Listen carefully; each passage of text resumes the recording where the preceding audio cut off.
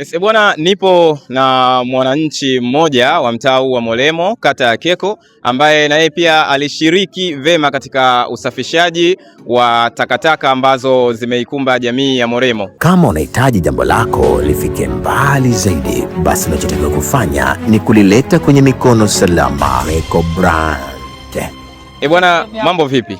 Safi ngozi, kwema. Bwana, unaitwa nani ndugu yangu? Kwa jina naitwa Idi Isa Nkwasa, ni mwenyekiti wa vijana hapa Molemo. Ni mwenyekiti wa vijana? Yeah. Leo kulikuwa na zoezi nzito sana la usafishaji wa mtaa wenu huu wa Molemo. Ni nini nia na madhumuni ya usafishaji wa mtaa wenu huu wa Molemo? Kwanza sisi tunashukuru sana kwa sababu mtaa wetu sisi kama unavyojua, mtaa wetu sisi ni uko bondeni. Kwa hiyo kwa mazingira haya sisi tunaomba hizi kampeni za kuja kufanya usafi kila Jumamosi ziwe endelevu. Kwa sababu sisi tunapenda kufanya usafi. Sema tuko hatuna vifaa, hatuna buti, hatuna ring boot, hatuna gloves za mikononi. Kwa hiyo kwa hili jambo lilivyoendelea kwa hili, kila Jumamosi au kila baada ya wiki 2-3 ziwe tunafanya hivi. Ndio tumefurahi sana kama unavyoona na kazi zinazidi kuendelea. Na changamoto haswa katika usafishaji wa mazingira, unaweza kusema changamoto ilikuwa nini? Labda ni mwitikio wa watu au ni ukosefu wa vifaa kama ulivyosema hapo awali, ama ni kitu gani hasa ambacho kilichangia kutofanya usafi kwa ukamilifu? Sawa. Kwa sasa hivi kwa kipindi cha leo changamoto ziko hakuna, sababu tumepata vifaa vyote kuanzia chepe, leki, sululu. Ila kwa kipindi cha mara kwanza kupa vifaa sisi hatuna wenyewe, wananchi tunafanya usafi wenyewe. Ndio maana hata kuna baadhi ya maeneo ulikuwa unakuta kwa machafu kwa sababu kuna mwingine ana chepe, ana sululu. Kuna mwingine ana leki, ana gloves, anaogopa kuingia katika maji machafu kwa sababu buti ya maji hana.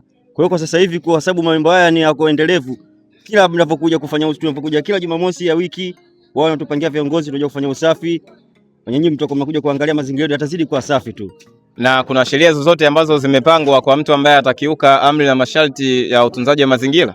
Sheria zimepangwa. Kwa kifupi sheria zipo, mtu atakayekiuka nadhani atachukua sheria za kiusalama kwa sababu usafi mazingira ni sisi. Kwa sababu mazingira yako kwa machafu ni mimi. Mazingira jiweke yenyewe, mimi ndo naweka mazingira sawa. Kwa hiyo hapo kuna mwananchi yote atakiuka kufanya usafi, kuna polisi jamii wapo, watamkamata, watampeleka sehemu husika. Zeni watamu kama faini atapigwa. Wengi wanapigwa sana faini. Kwa sababu kuna wengine wana asili ya kudharau. Unajua kama hapa tumeamka wengi, ila kuna wengine anachukulia unajua zile wanachukua kama mambo ya siasa. Kumbe usafi hauna siasa. Usafi tunafanya usafi wote. Bwana, nashukuru sana ndugu mwenyekiti wa vijana mtaa wa Molemo. Maswali yangu umeyajibu kwa ufasaha sana. Bwana, nashukuru, asante kwa muda wako. Asante sana. Kama unahitaji jambo lako lifike mbali zaidi, basi unachotakiwa kufanya ni kulileta kwenye mikono salama. Eco Brand. Ile siku ya kwanza pale